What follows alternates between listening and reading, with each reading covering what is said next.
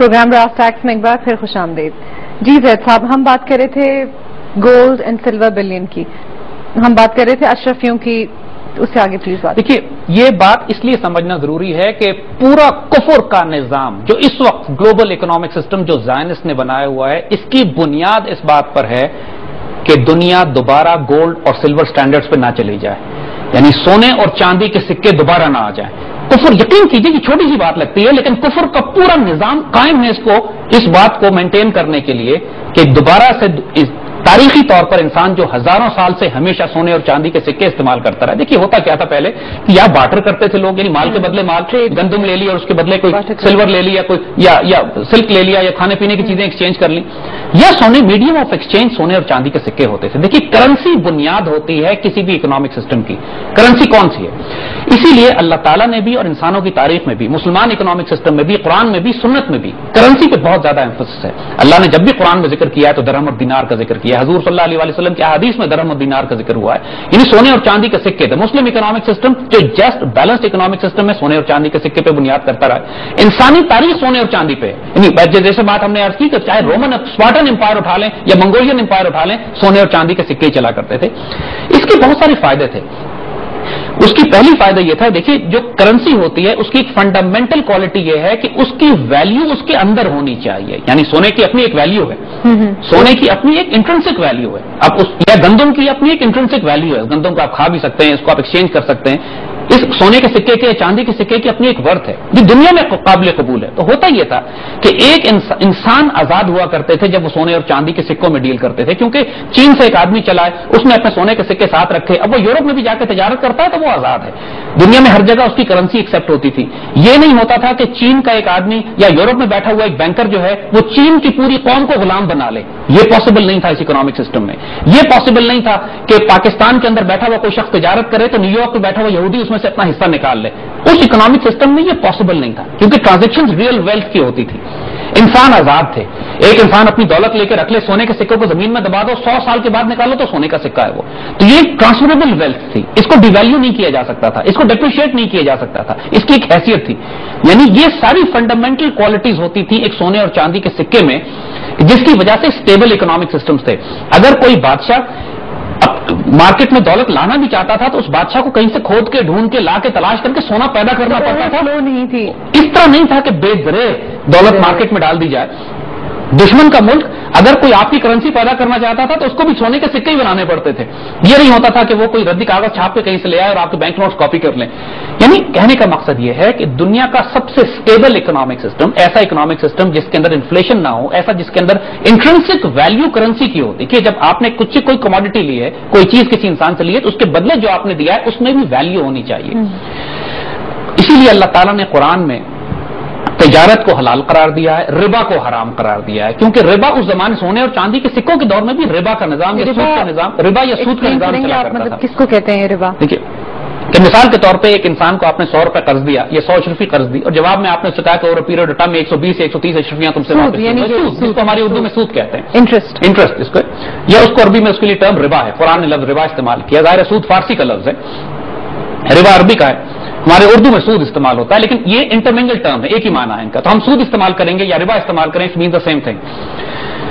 اب یہ اس سونے اور چاندی کے اکنامک سسٹم پر ربا کا نظام اس وقت بھی قائم تھا. یعنی اس وقت بھی کوئی سود خور یہودی ایسے ہوا کرتے تھے. قرآن کے نے کثرت سے استعمال کیا. قرآن نے خاص طور پہ جو یہودیوں کو ڈیفائن کیا ہے اس میں ان کے اکنامک ٹرانزیکشنز کو کثرت سے استعمال کیا. قرآن نے بہت زیادہ ہمیں تعارف کروایا اس بات کا کہ سمجھنے کی کوشش کرو کہ یہودی اکنامک ٹرانزیکشنز کیسے کرتے ہیں. یعنی وہ یہ کہتے ہیں کہ تجارت بھی سود کی طرح کی ایک چیز ہے. اللہ نے تجارت کو حلال قرار دیا، سود کو حرام قرار دیا اور سود کھانے والوں کے خلاف اللہ اس کے رسول صلی اللہ علیہ وسلم نے اعلان جنگ کیا ہے. یعنی یہ سوچنے کی بات ہے کہ کیا وجہ ہے کہ ربا کے نظام کے خلاف اللہ اس کے رسول صلی اللہ علیہ وسلم کا اعلان جنگ ہے.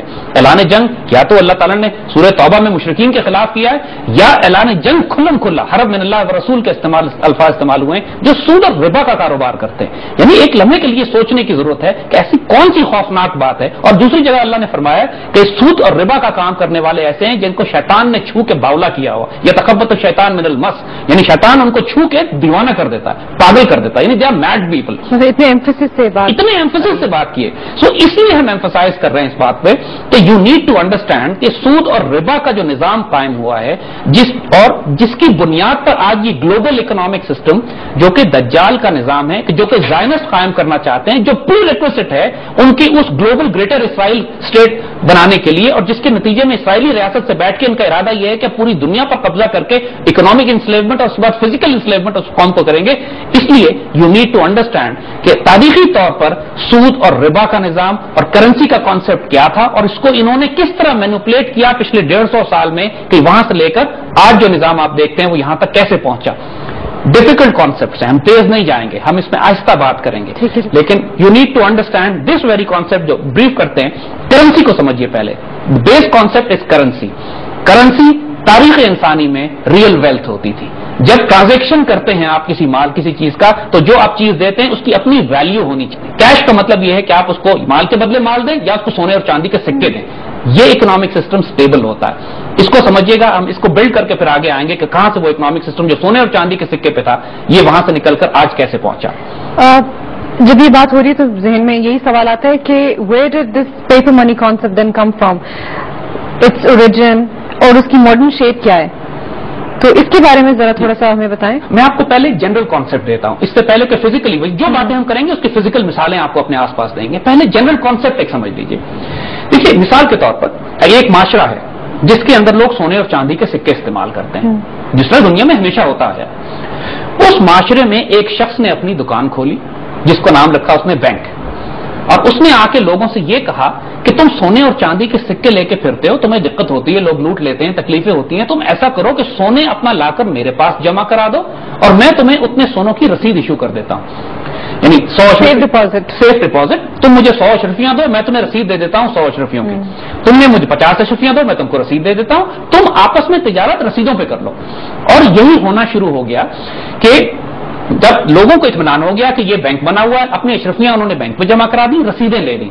अब एक कॉन्सेप्ट मैं आपको बताऊं, 100 अशरफियां अगर बैंक में रखी हैं, 100 रसीदें मार्केट में चल रही हैं, तो बिल्कुल ठीक है। जिस आदमी को जरूरत है वो बैंक के पास अपनी रसीद लेकर आता था, अपनी अशरफियां लेता था और चला जाता था। तो आसानी है, यहां तक तो बड़ी आसानी है। फिर ये हुआ कि जिस शख्स ने बैंक बनाया था उसने ये देखा कि ये लोग जो हैं ये आपस में इतने खुश हैं रसीदों से काम करने में कि कोई आता नहीं है सोना लेने के लिए मेरे पास।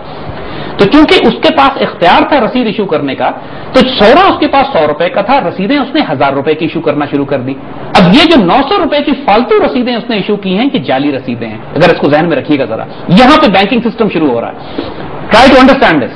अगर 100 रुपए का सोना उसके बदले 100 रुपए की रसीद है तो वो रसीद तो ठीक है क्योंकि उसके पीछे सोना मौजूद है। जब उसने ये देखा कि कोई आदमी सोना लेने नहीं आ रहा है और रसीद जारी करने का इख्तियार भी इसके पास है, तो इस शख्स ने जाली तरीके पे फ्रॉड करके 900 रुपए की फालतू रसीदें जारी करके मार्केट में छोड़ दी। लोगों को तो नहीं पता कि उसके पीछे सोना मौजूद है या नहीं है, लोग उन रसीदों को इस्तेमाल करने लगे। तीसरा स्टेप इसने क्या किया, इसने ये देखा कि चूंकि रसीदें ही मार्केट में चल रही हैं, इसने ये सोना लिया और गायब कर दिया। अब जो रसीदें हैं, 1000 रुपए की जो रसीद मार्केट में चल रही है, वो तमाम जाली रसीदें हैं क्योंकि उनके पीछे जो सोना है वो गायब हो चुका है। सर साहब, बहुत इंटरेस्टिंग कॉन्सेप्ट बयान करें आप, लेकिन वक्त हो एक ब्रेक का। हम अभी हाजिर होते हैं ब्रेक के बाद।